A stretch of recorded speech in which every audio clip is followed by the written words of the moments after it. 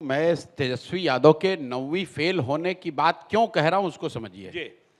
मैं बार बार कहता हूं कि कई बार आर्थिक सामाजिक स्थिति की वजह से आपकी फॉर्मल एजुकेशन नहीं हो, ये कोई डिस्क्वालिफिकेशन नहीं है। मैंने अभी कामराज का नाम लिया, कामराज की एजुकेशन कुछ नहीं थी, लेकिन वो इसलिए थी कि वो स्वतंत्रता की लड़ाई में चले गए, वो जेल चले गए।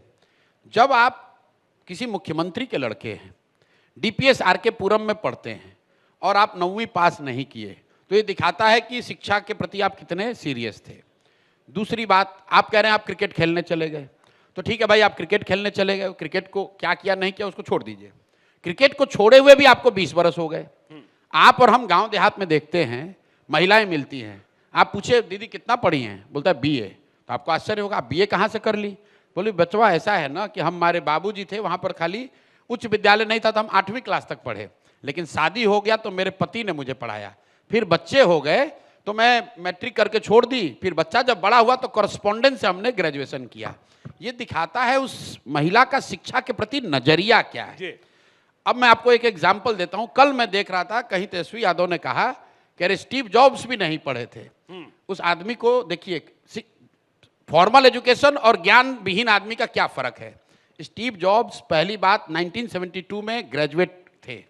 ग्रेजुएशन करने के बाद जब वो कॉलेज में गए, and why did he dropped out, क्योंकि उनको पता नहीं, तेजस्वी यादव को किसी ने ऐसे चलते हुए बता दिया होगा कि ये भी कॉलेज ड्रॉप आउट थे। कॉलेज ड्रॉप आउट नहीं थे स्टीव जॉब्स।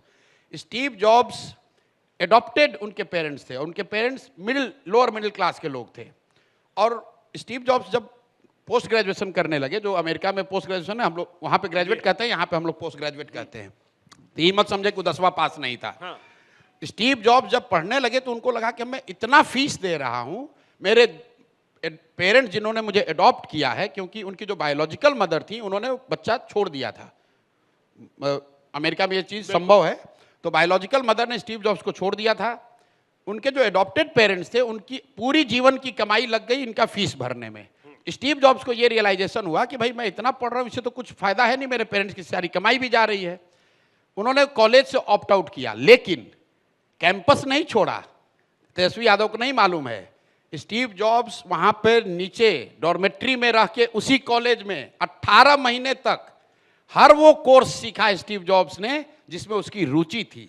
उसमें एक थी कैलियोग्राफी, क्योंकि उसी कॉलेज में कैलियोग्राफी की पढ़ाई सबसे अच्छी होती थी। और जब स्टीव जॉब्स ने मैकिन्टोश बनाया, जो आप कंप्यूटर पे देखते हैं कीबोर्ड, तो स्टीव जॉब्स ने अपने इंटरव्यू में कहा कि अगर मैंने कैलीग्राफी वहां नहीं सीखी होती तो आप कंप्यूटर का ये कीबोर्ड नहीं देखते। बिल्कुल। तो ये ज्ञान, यही नहीं, उसके बाद he studied Buddhism, he came to India only to study and learn. किसी बात को सुपरफिशियली आप जानते हैं तो यही होता है, यही फर्क है ज्ञान विहीन होने का। किसी ने कह दिया स्टीव जॉब्स भी कॉलेज ड्रॉप आउट है। अरे भाई, स्टीव जॉब्स के बारे में जाके पढ़ो, उस आदमी ने पूरे देश दुनिया का यूनिवर्स का सिस्टम बदल दिया।